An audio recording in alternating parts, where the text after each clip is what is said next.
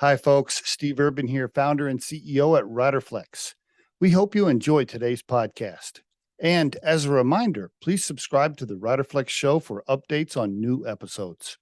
And by the way, if you haven't already, check out the book we recently launched, The Riderflex Guide, Inspiring and Hiring, available for purchase on Amazon. And now, a quick word from our sponsor. Try the #1 marketing platform for small business. Everything you need from design to marketing to CRM. Learn more at marketing360.com. Marketing 360. Fuel your brand. Hey, Steve. How's it going? Good, man. How are you? Good. I just sent my 18th book off to Amazon Publishing today. I can't even keep up with you, bro. I was trying this morning. I'm trying to okay, let me get ready for them. Like, holy shit, he's done so much. I don't even. Yeah, the most random journey. I've designed 2 of the world's largest chandeliers.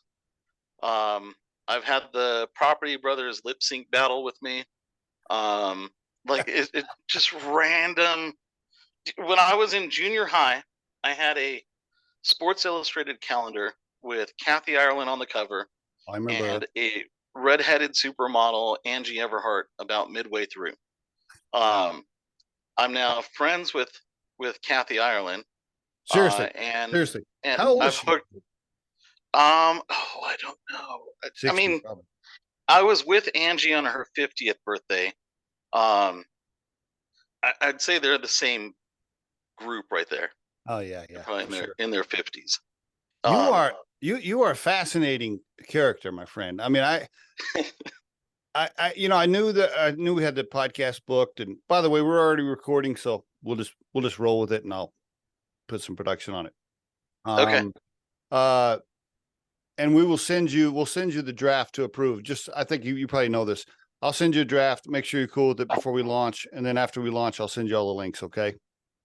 Perfect. Sounds good. So yeah, you are fascinating, bro. I knew that you were scheduled and I saw it coming up, but then yesterday afternoon and this morning, I'm kind of getting ready. I'm like, holy shit, look at this guy. This guy is a hustler. I mean, I've already done my best thing. My kids are 25 and Jay will be 24 in August. Cool. I've done my best thing. I raised them. They're the 2 best guys I know. That's awesome. After that, it's kind of like, well, might as well go do some stuff.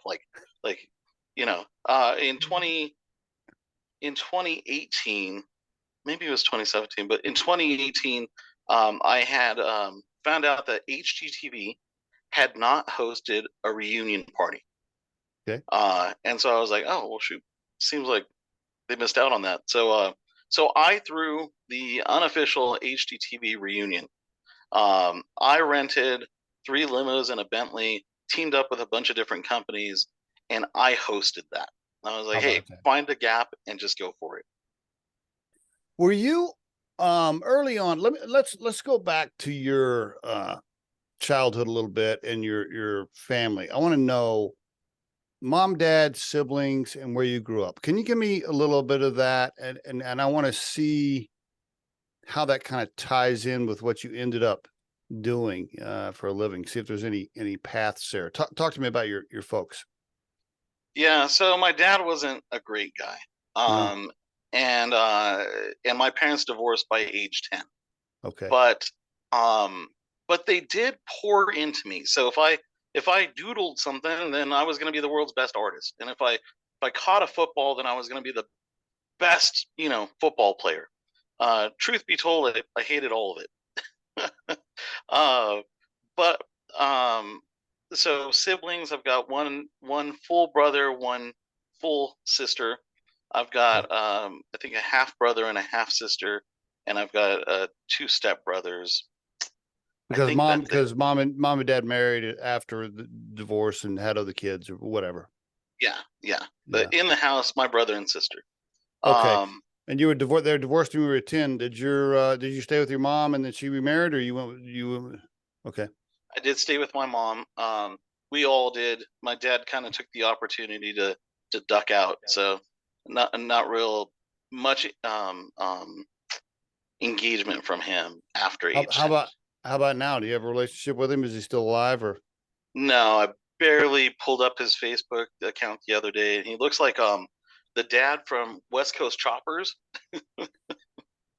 Well, Are what's you his name? serious? Like Paul Tuttle. He looks just like him.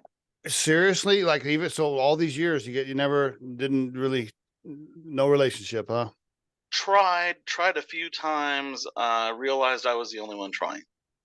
Wow, that's a bummer. I'm sorry to hear that. How about your stepdad? Did the person your mom remarried, was he a decent guy or?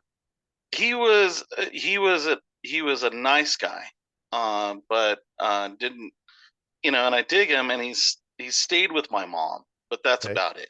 He Mm. didn't never led the family or uh, And did that trauma of all of that family stuff when you were a teenager? Were you a rebel? Were you in trouble? Were you in jail? Were you like calling mom from the sheriff's office? Give me some scoop there. so I would say I've always been a pain in the butt. Um, so not in the causing trouble type of thing, but just always looking for that other way. So in oh god, this had to be about third grade. Um, we were there was a in the 80s a big kick on recycling and that sort of thing. Okay. So two things. One, um, in order to save paper, my parents had one of those big giant like desk magnets, and so I did all of my homework on these little 1.5 by 3/4 inch pieces of paper with a magnet, and I turned in my homework and I handed the teacher a magnet or a magnifying glass. Oh, oh, And oh. yeah, a magnifying glass. You got the term wrong. And so all of the homework was on these little tiny rectangular sheets. And she was like, "What is this?" And I was like, "I'm trying to save paper." And she Cool. was like, "Oh God." Um, I also sucked at spelling. And it was about third grade that I found out that Hawaii uses less letters than us. So I was like, oh, so basically, I keep getting bad grades on my spelling, but in reality, these are just symbols so that we could communicate with each other. So I wrote my own cipher and turned in all my homework with my own cipher. Are you serious? Uh, Wow, I bet that was an interesting conversation with the teacher. I was always getting hauled into Uh, parent teacher conferences and can't Joe just do what he's told, like just start there. So and I still am just running around going, oh, no arrest, no major, nothing major though. No, nothing huge. not for the reasons, not for nefarious reasons, just dumb stuff. I racked up a bunch of speeding tickets in Southern California. Oh yeah. It started as speeding tickets, then it turned into suspended license, and then it turned into no insurance and driving on a suspended. And so I racked up over $7,000 worth of tickets. And then you got And pulled over. Then you got pulled over, and he's like, "Let me see your license." And you're like, "I don't have one." Let me see your insurance. no, I don't have any. yeah, and then worse than that, on some batted, it was okay advice. It was just uninformed. Um, a friend of mine said, "Oh, well, the jails are so busy right now that if you just go to court and you ask to do time, they'll just process and release you, and it'll get rid of all that debt." Sounds like And I was like, sounds like decent idea. Didn't work. "Yeah." When I stood in front of the judge and he asked how I pleaded, I said, guilty, and he's like, "Okay, well, with penalties and assessments plus blah blah blah, it'll only be this much." And I said, "Your Honor, could I do time to pay off the debt?" And he was like, "What?" And I was like, "Yeah, I mean, I came with 35 cents in my pocket, my ID, and nothing else, no belt, no shoelaces, so I'm ready." And he was like, "Oh man, sit down and I'll talk with you after." I'll tell you, I did 4 weekends in OC, Maine, like the main correctional facility in Orange County, and I saw things that, oh, good God, like my first after processing for like over 30 hours, I finally got to a cot, and then my first night in my cot, a fight ended up in my lap. So, did I clear out at the time. Making $7,000. That'd be awesome. So paying off that debt was cool. Would I advise it? I wouldn't. So many, set up a payment plan.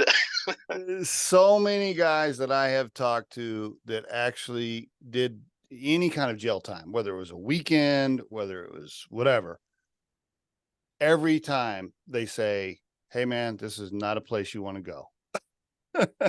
I mean, it's not bad. It wasn't horrible. Just, if you can afford to make the payments, do that. Make the payment. That'd be better.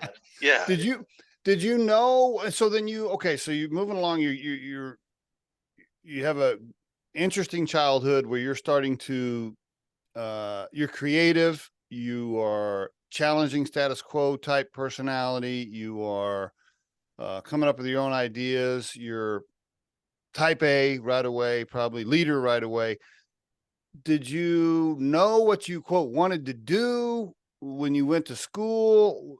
Did you have a plan? Talk to me about it. Yeah, I absolutely did. I wanted to be an animator for Disney. I grew up Really? in Burbank.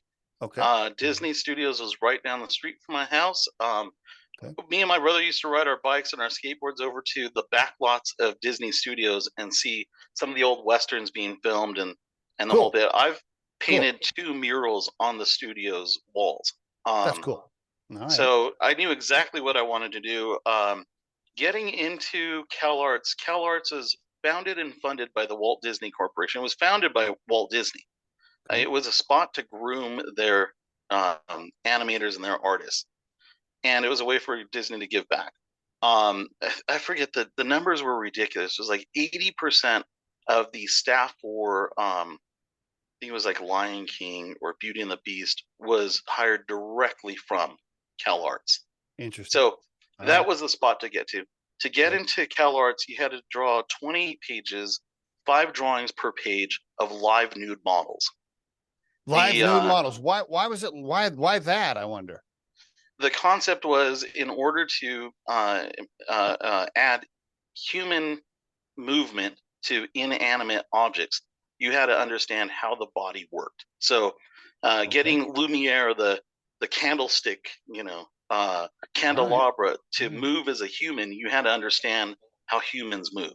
My first question would have been, can I draw all hot chicks, or what do I have to look at?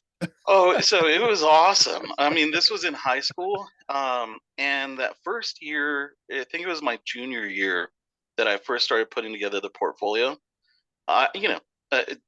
Kind of reluctantly would nervously go up to girls and ask, hey, would you?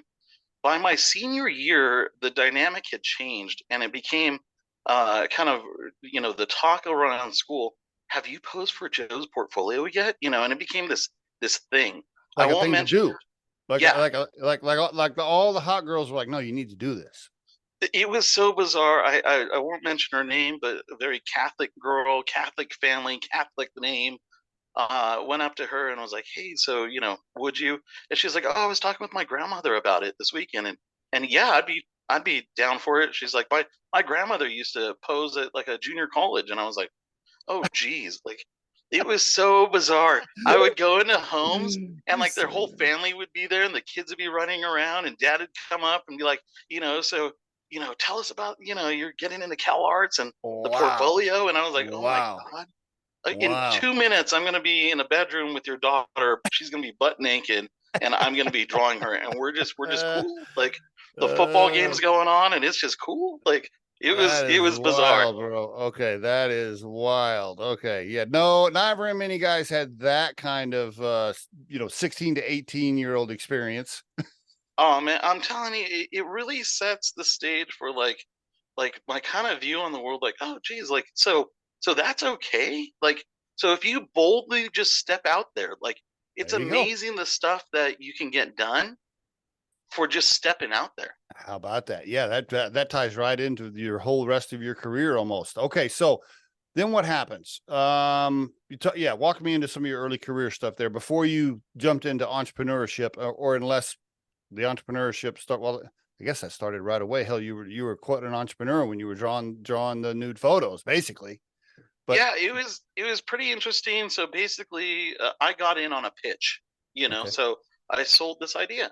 I'm trying to get into Cal Arts, okay, So it okay. was a pitch, and people bought into the pitch. So in different areas of my life within school, uh, two Thanksgivings ago, I was driving with my mom. We were going down to Mexico to pick up some inhalers. I'm asthmatic, and they're cheap down there. Okay. So we're driving, and I don't know, grades Mix- came up with my mom, you know, and this is, but this is a recent trip though. yeah, recent trip. By the So way, I'm next time driving. you go down there, can you pick me up some antibiotics? Let's talk about that offline. Yeah, no, I'm telling you, there's a whole Okay. smuggling thing that could go Yeah, on there. totally. Absolutely. So we're driving, and my mom, I don't know why grade school grades came up, but I was like, Mom, you used to, she used to tell me before grades would come out, she'd say, what are your grades going to be? And I was like, I don't know. And she was like, well, if you're getting A's on your tests and A's on your homework, you're going to get an A. If you're getting, C's on your tests and C's on your homework, you're going to get a C. And I was like, Okay. Mom, it's not even how it worked for me. So I told her a couple of Thanksgivings ago, I was like, so Mom, that's not how it worked. Um, the first day of home ec, I had home ec first period. And the teacher said, hey, because we're first period, if you guys want to bring any ingredients and make breakfast here, you're welcome to. And so I was like, oh. So I would bring ingredients to school, and then I would make like breakfast burritos for the principal, the vice principal, the admin staff, and then I would take off and go hand out the burritos. Sweet. And my teacher just got to this point where she was like, "You're not coming back, are you?" And the answer was no, no. I never sat in class. My Wow. ninth grade Mm. English teacher was responsible for organizing the graduation that year, and I was taking AutoCAD.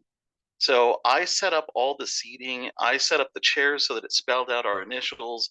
Uh, and the staff raved about her Cool. execution on this project. I did side favors. I connected people, and I did these like side projects. And to this day, that's what I do. I'm kind of known in the industry as a person that connects people. A person messaged me today, and my first knee jerk reaction is, "Oh, let's jump on a phone and let me see who I can connect you with." It's not let me see how I can leverage this, but it's how can I Mm. connect you? Right. And if you go through life with that mentality to just want to help people and be genuine about it, you will make money in various ways. How do you describe yourself now? Like, I mean, I see obviously I looked at your website, I looked at your LinkedIn page and all that, but for the audience here, I mean, do you say entrepreneur? Do you say designer? Do you say business coach? I mean, what is your sentence for Joseph right now? Pain in the butt. Uh, I don't really know how to, because otherwise, I will go with the when I meet people, Yeah, I've got yeah. 24 tech companies. I've got a media broadcasting company. I've published 17 books on Amazon. Wow. I've designed light fixtures. I've got run a nonprofit. I have a business and consulting or business and advisory Hmm. company. I mentor. I'm currently mentoring and advising over 24 different tech companies. How are you doing all this, bro? Your time management. And I take 3 to 5 naps per day. What? Okay, hold on. Yeah, How long are those naps? We talk what are those? anywhere between a couple of minutes to a couple hours. Like I have this and a regular event that I go to on Wednesdays are the only things that I have on my calendar this week. Really? How many of the companies you founded are still active and paying you money, or have you already exited all of those and made money? The 24 that I have currently are all current. Um, All and I'm launching 3 more. I just launched another Audio Hive 2 Fridays ago. I don't know. Do you have how many employees do you have? So none. All for the media broadcasting company, I outsource. Do you? Okay. And the media broadcasting company, what does that tell us about it? Can you give us a quick overview? Yeah. So the short end of it is it started as a rant on Facebook And then when COVID broke out, I kind of revived the media, the live broadcast network. Okay, and I that's saw that, and that's what it's called for the audience, live broadcast network. yeah, the live broadcast network. When Okay. COVID broke out, I saw I started getting calls from my trade show friends saying, "Hey, are you going? You know, I just heard this show got canceled, but I think I'm still going to that one. Oops, that one got canceled." Mm. And right away, I was like, "Oh shit! Oh, sorry about that. Yeah, yeah, it's all good. Yep. okay?" So, so I noticed that trade shows were canceling it, and if trade shows canceled, then retailers wouldn't be able to go to trade shows to discover the new products they were going to Yep. stock in their Yes. stores, and this was going to impact our supply chain. Yep. So I launched in-home shopping stream live on Facebook. This was essentially QVC on Facebook. Okay, great idea. Great idea. So now QVC does a live stream of their QVC that they hadn't been doing prior to that. And Mhm. yeah, so I know some of the guys over at QVC, and I definitely moved them into live. Um, Wow. COVID did too. Yeah. Um, So I got a call from Michelle Swayze with Informa. Informa is the world's largest trade show operator. Okay. Um, and she called and said, "Hey Joe, is this essentially QVC on Facebook?" And I was like, "Yeah." And so she sent me a 5-year contract to produce QVC style programming for Informa. Um, that October, I sent 4 news reporters out to High Point Market to provide in showroom coverage of the products. They were expecting, less than 10% attendance at the trade show, but they were still going forward with it. And I was thinking, well, that's dumb. If you can't get people in front of the products, then you should be doing everything you can to get the products in front of people. Mm-hmm. They should have Yep. called up influencers and bloggers and flown them out and gotten the new products out in front of people. So I Mm, thought, oh shoot, why don't I do that? So I great started idea. sending news reporters to trade shows. And so Informa called me up again and said, "Hey, are you doing that?" So I provide QVC style coverage, and I send news reporters to trade shows to do in booth coverage of the trade shows. Interesting. And what about your fascination? I don't know if that's the right word. Your connection to the whole lighting thing. Does that come all the way back to the studio and Hollywood and Disney and lighting and production and television? Is that where the lighting thing comes from? So the lighting's more decorative. So I had gone through a custody battle. I was managing a vending food market research firm, and the custody battle was just eating up my time. I see. So I took a job as a resident artist at this restaurant called Two to Tango. Okay. And when we got done with the whole custody battle, I didn't want to go back into corporate again. I wanted something more creative. So I applied using my AutoCAD skills from high school Okay. for a drafting job with a lighting company in Santa Ana called Triton Chandelier. Mm-hmm. 3 months on, I made supervisor. 3 months after that, I made manager. I wrote the owner's 5-year plan and exit strategy. Within a year and 9 months, I made operations director. And over the course of my first 3 years, I would restructure and reorganize the company, taking them from an in house manufacturing to an in house design. And we outsourced manufacturing and we did final assembly in house. We went Wow. from Wow. 9 million when I first started to 28 million by the time I left. Awesome. Congratulations. And then you did some more lighting companies, some more design companies, right? And then eased into your own stuff. Is that accurate? Yeah. Yeah, so I got headhunted to the next lighting company, and then I would say that was my first career. That I left one job and I went to a similar job after. Mm-hmm. Mm-hmm. Was my career. After that, I went out on my own in 2009 Saw and that. started consulting for 28 other lighting companies. I see. I've designed 2 of the world's largest chandeliers. I've been credited with changing the daylight tubular skylight industry. I Really? introduced decorative light fixtures or decorative fixtures to the daylight tubular skylight industry. So the work I did over at Solitude has been knocked off by Velux and ODL and all the major daylight tubular skylight manufacturers. There are replicas of my work at Lowe's and Home Depot everywhere. How about that? Wow. Okay. How'd you get to Colorado? That's not such a fun story. I met a girl in Virginia. That's all you I got to didn't say. meet Met her a in girl. Virginia. That's all you got to Yeah. say. Met a girl. It was a breakup, a COVID relationship. She's wonderful. She is a how do you call that? High producing solo real estate agent in Virginia. That's where the staging, that's where the home staging comes in that you, okay. The home staging came in before that. Oh, all right. In 2017, I went live on Facebook. I've got the tattoo on my arm. The show became Design Talk Live. The first episode was F the Trends. I went on a rant on Facebook, and 2,200 people were watching it live. 30,000 people watched it within 24 hours. And I got calls from companies, fairly conservative companies, asking to sponsor my show. This was one Facebook Live. Why? But hold on. I want to back. How did that even come about? Why did you even do that? So in 2013, I had launched a company called Design Wall. Yeah. My aha moment was I believe that the future of design collaboration would be a social platform. Oh, my interior design friends were already on Pinterest and Instagram. Okay.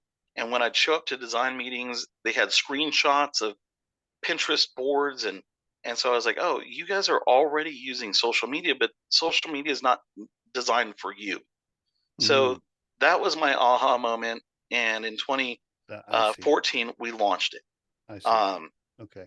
By 2017, we had a lot of people on our platform, but we didn't have as much product. It wasn't flowing on as fast as the people were. And so in an online marketplace, you need to have supply and demand. You can't have one side do more than the other. So anyhow, I was out at a couple of trade shows. I did a live show, a live televised show, and I was flying back to Southern California to go to another event.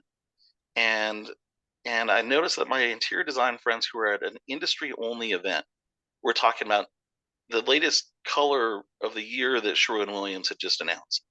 And I was thinking, you guys were just at an event where you saw products that the rest of the world does not get to see for months.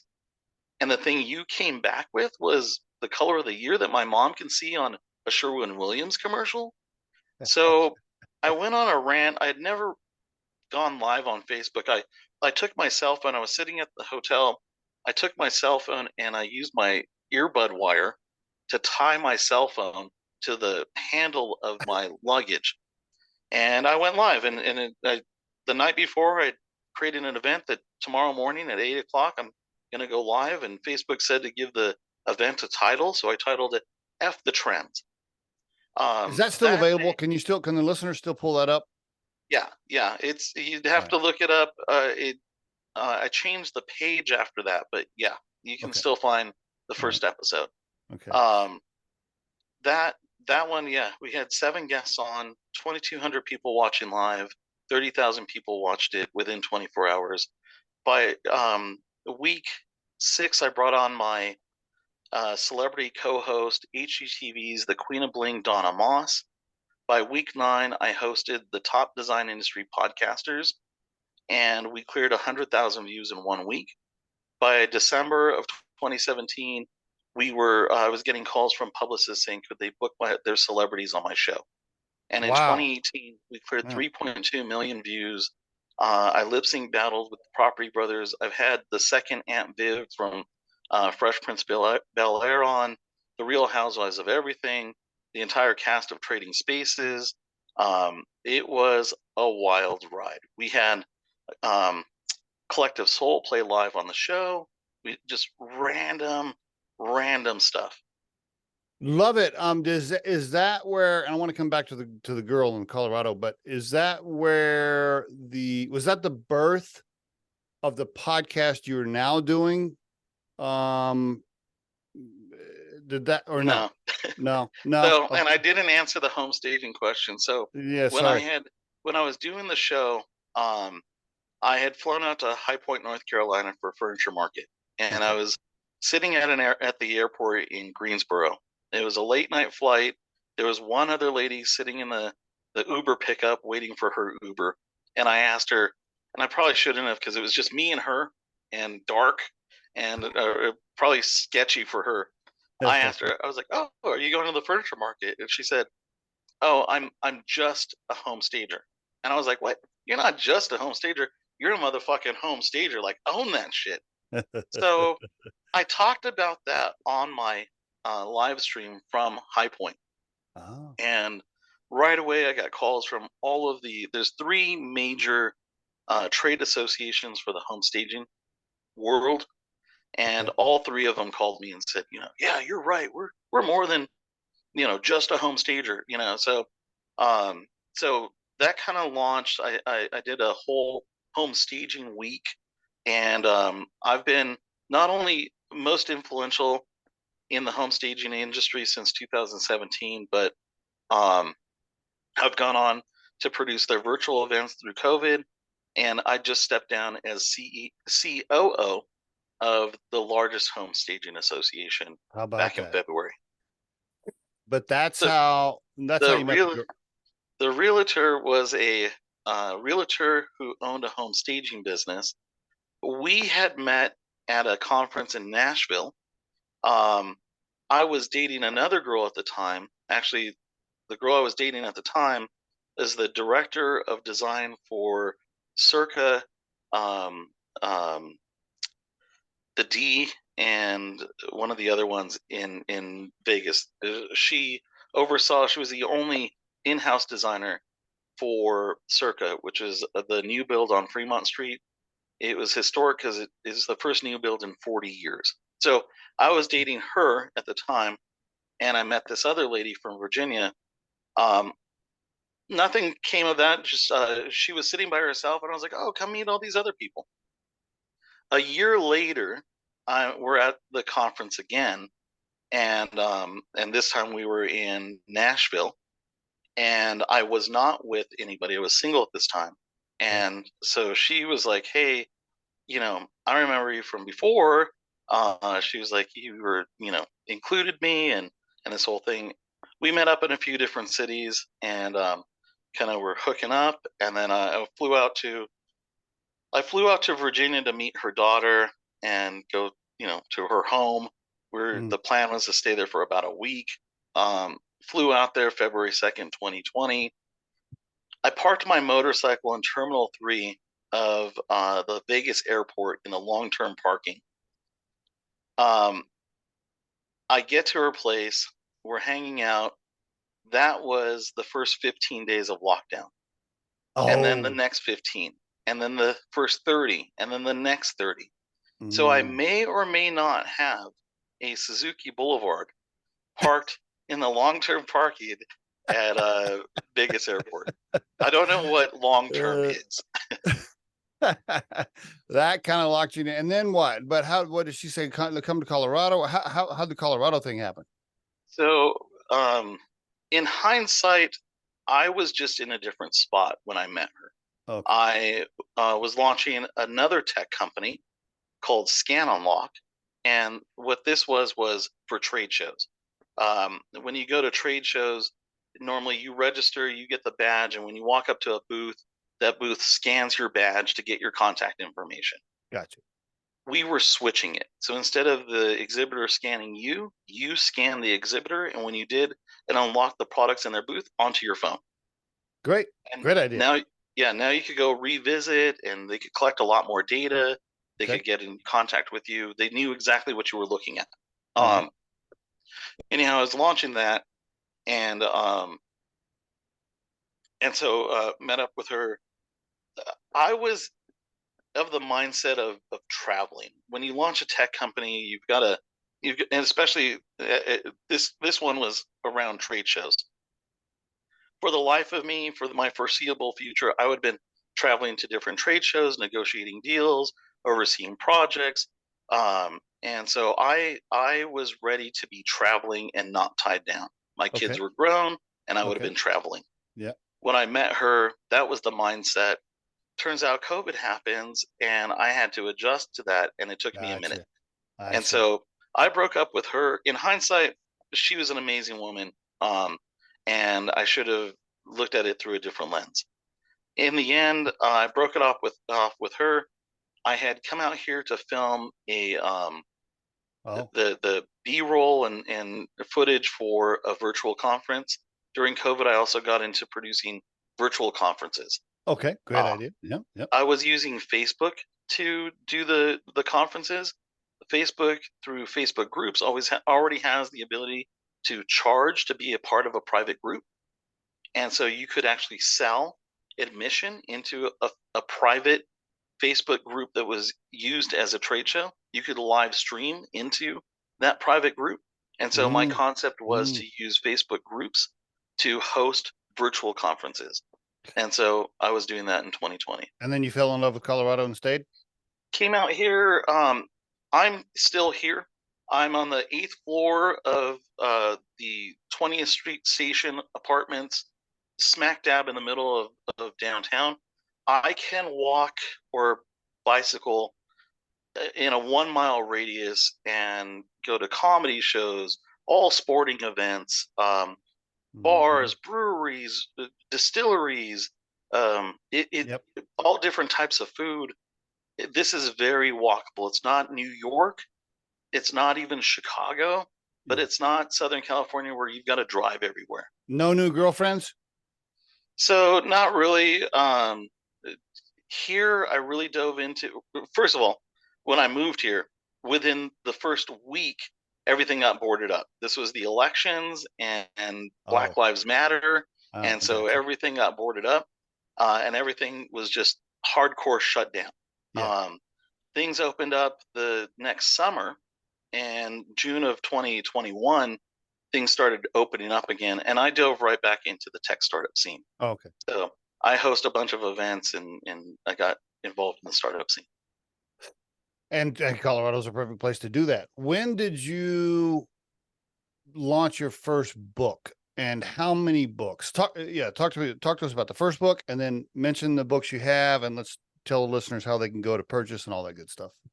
Yeah, so about 8 weeks ago, my friend Carrie, who's a branding strategist, I had asked her to come speak at an event that I was hosting, and she said something that was pretty pivotal to me. We all kind of through the years we've been told that we need to create a client avatar, and that client avatar. Do you have a kind of a client avatar for your No, business? no, I don't actually. So this is okay. Go ahead. So when people talk about that client avatar, you've kind of got to imagine who your ideal customer is. All right. It's Okay. a male or female or both, age this through that, kind of an Okay. occupation. They make this much money. They live in this sort of thing. They purchase these sort of things, and that's my client avatar. Okay. That's essentially a wish list, though. There's no merit to it. It's just you is saying, you're looking for a person. You're just making that up. So she did this exercise where she had us each take our personality test, and she's got her own personality test thing that she has a stake. And and right away we broke off into our similar quadrants. And my group was the largest group.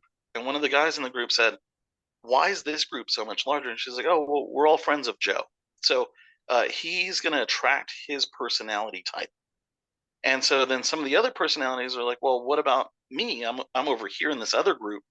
And she said, "Well, so you actually benefit from Joe and Joe benefits from you. You guys are complementary personality types. And Okay. that's the best relationship to have. Imagine a magnet, two positive magnets. They look Yes. like they match each other because they're both positive, right? But they just bounce off of each other. They never turn into anything. Yep. They're similar, but they're so similar they just butt heads. Um, Now flip that magnet around, and a positive and a negative, they match. It's like the yin and yang. Mm. Now that's your ideal customer. That's the person who they need something from you and you need something from them, and you guys complement each other. And I was like, holy shit, I've been looking at this thing all wrong.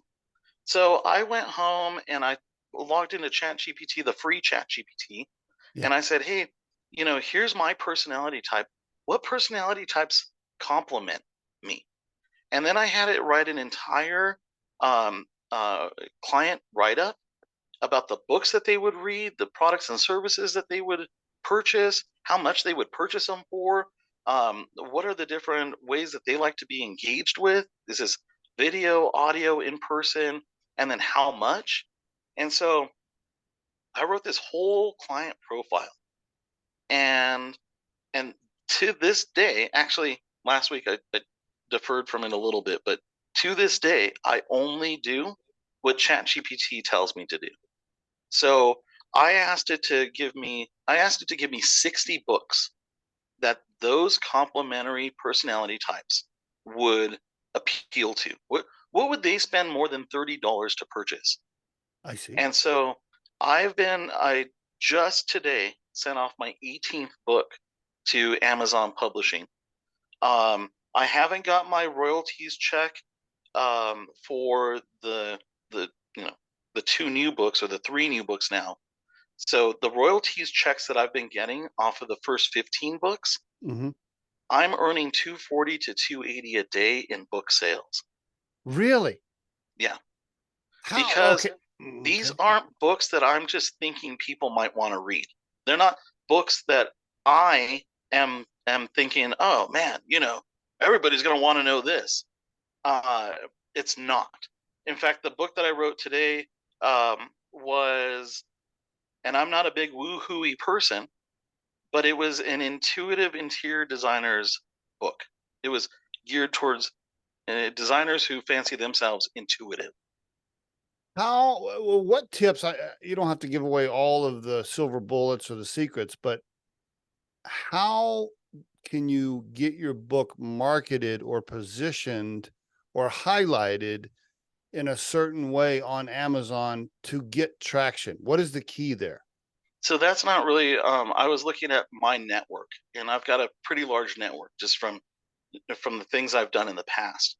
Okay. And so, what is your core business? For Riderflex, we're a recruiting and staffing firm. Okay, so have you read the 7 Habits of Highly Successful People? Yes. Uh-huh. Yep. Okay, Yep. and it probably gave you some good general knowledge, Yes. right? Okay, what if that book was adapted for highly successful recruiting and staffing agents? Okay.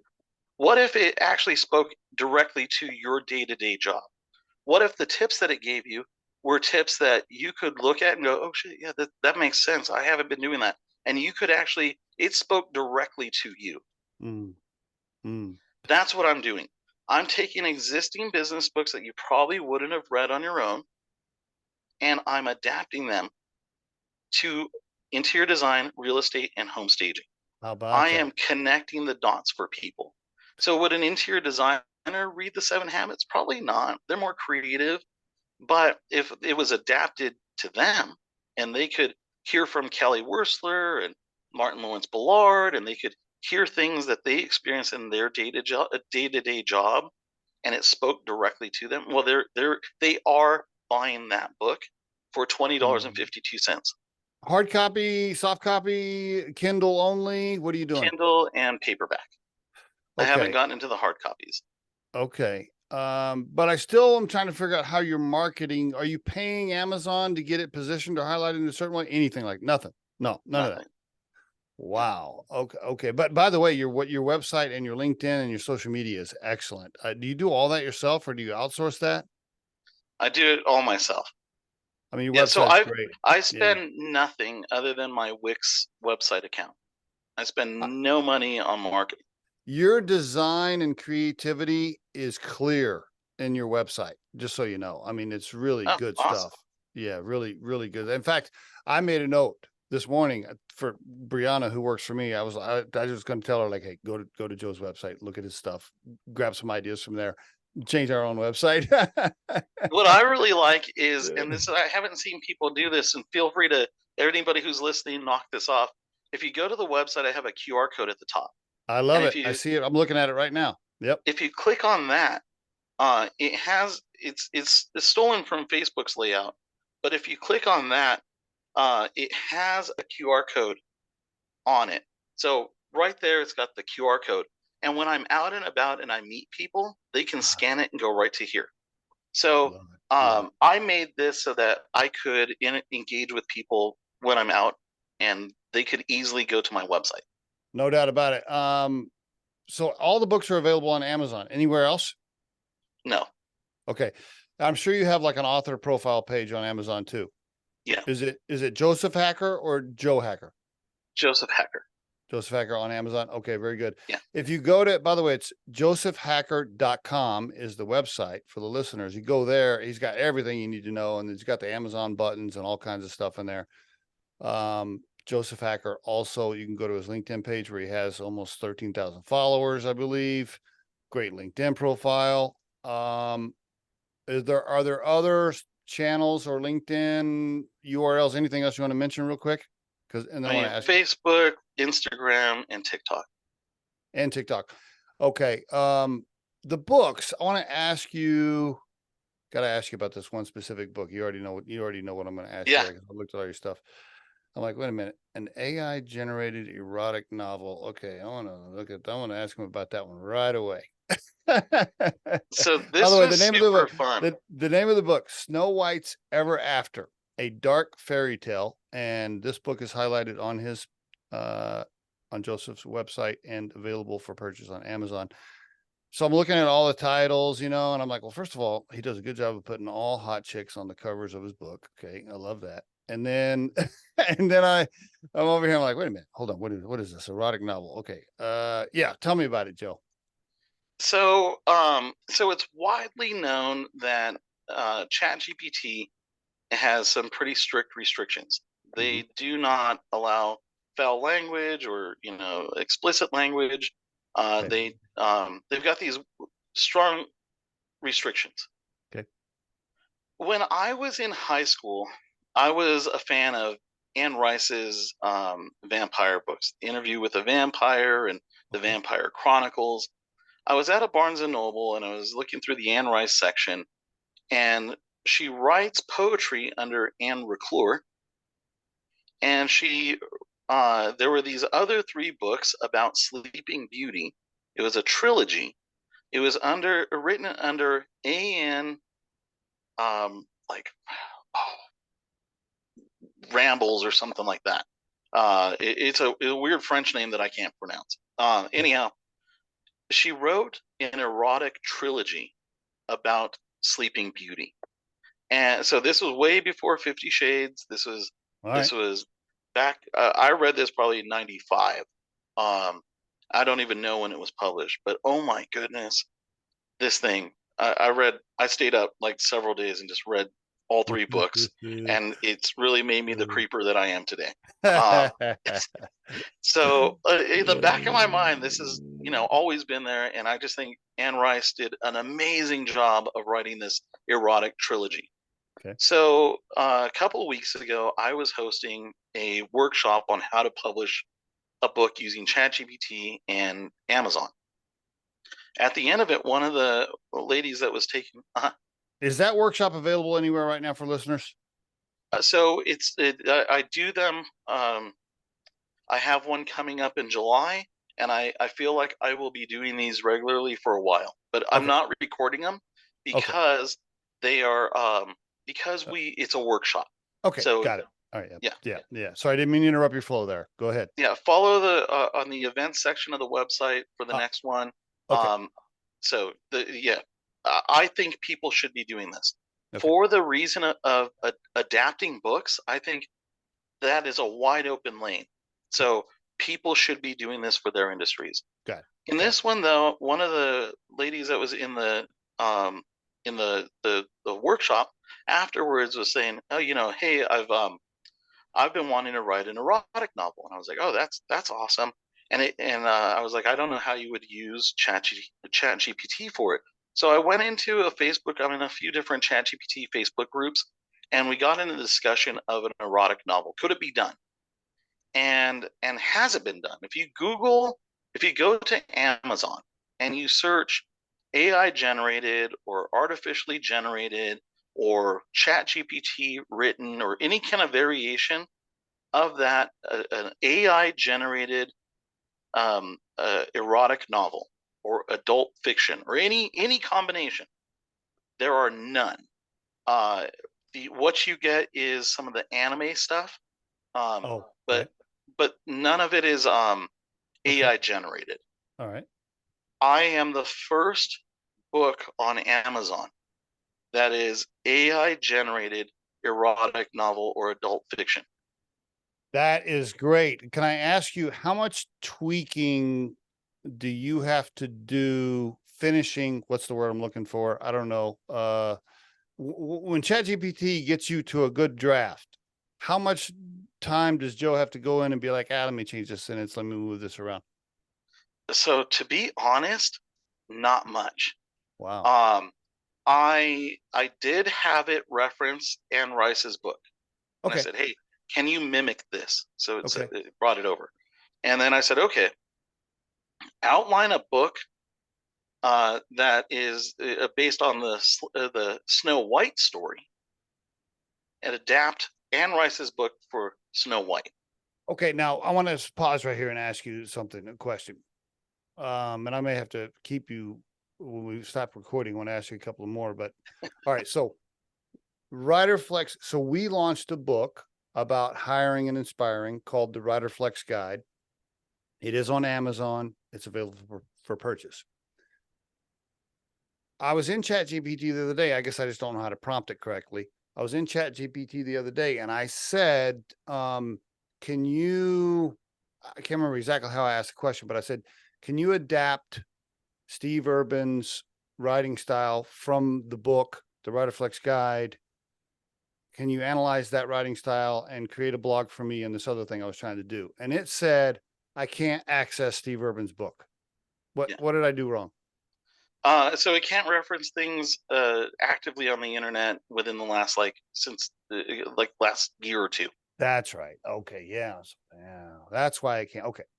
But if It I will had one, try to, though, based off of what you feed it, it'll try to surmise what what the book might have been about, but it's not going to reference it.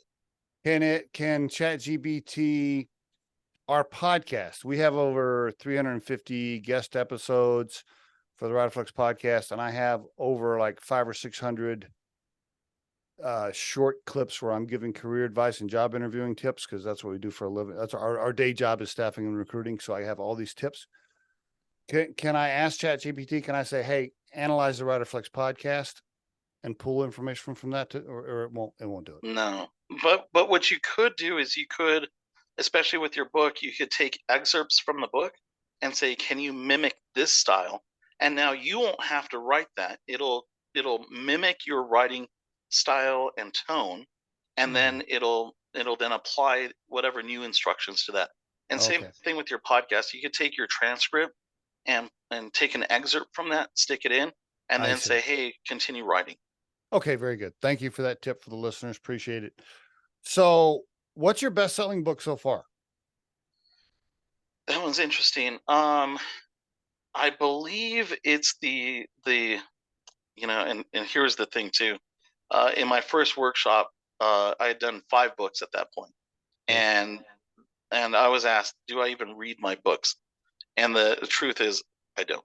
Um, I'm not an interior designer, a real estate agent, or yeah, That's it's so not good. my thing. That's The good stuff. top selling book, 2 of them are pretty neck and neck, but Pricing with Purpose, a residential interior design guide to profitability. It Okay. turns out that in the interior design space, there's this real big trend towards like mindfulness. I don't, and pricing is always a question for interior designers. Okay. The one that's selling best for real estate is the AI playbook for real estate agents, how to thrive in a digital age. Real estate agents are all trying to figure out how to leverage AI in their business. Do you have to say AI generated book? Is that like a legal thing? I do not, and it's actually AI is brand new, and right away, I mean, people are already saying, you don't have to put ChatGPT in there. You don't have to. For me, I am, Okay. because I want everybody to know that I've published 18 books using ChatGPT, All right. because that positions me as the person to teach that workshop and I speak see. on that stage. I see. I see. This is why I wrote the erotic novel. That was fun, but also I'm the first AI generated. That is part of my branding. It's I part see. of my message. Good Now, mess. Yeah. Good if move. you're an attorney, do you want to say that this contract was written by AI? You don't want to say that, because that just ruins your credibility. Yes. For me, I'm leaning into it. I see. I like it. I mean, I like the strategy. Man, you are a visionary, a creative, strategic visionary, a writer, a designer, an entrepreneur, a business coach. I mean, damn, I don't know how I, I I don't know how you do it all. I I guess think you're when not we married. You started at don't. the beginning, I'm a pain Yeah. in the butt. You have any grandkids yet, or no? No, no, please knock on wood on that one. It was just out for my son's 25th birthday, and his girlfriend says, "So are you ready for grandkids?" And I was like, "Oh, chick, you better not be screwing around right now." And she's like, "No, no, no, no, I didn't mean." I was like, "Oh, Oh. like give me some time. Like I still need to travel some more." Like, Is but your podcast? also Wait, oh, go ahead. the strategy extends beyond the books. The books are one way of validating my me as a credible source for my business strategy and advisory. Okay. But I call it a vortex. So I also have, like, well, I think I'm creeping up on 60 or more blogs that I convert to audio blogs.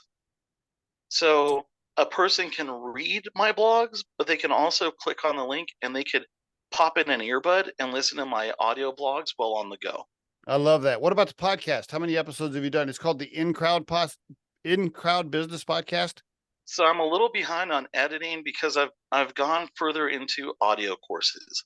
Okay. So I'm also using ChatGPT to write audio courses. I ask it to write a script for an audio course around the subject matter. So I finish a book and then I have ChatGPT write blogs about that book and the information surrounding the book.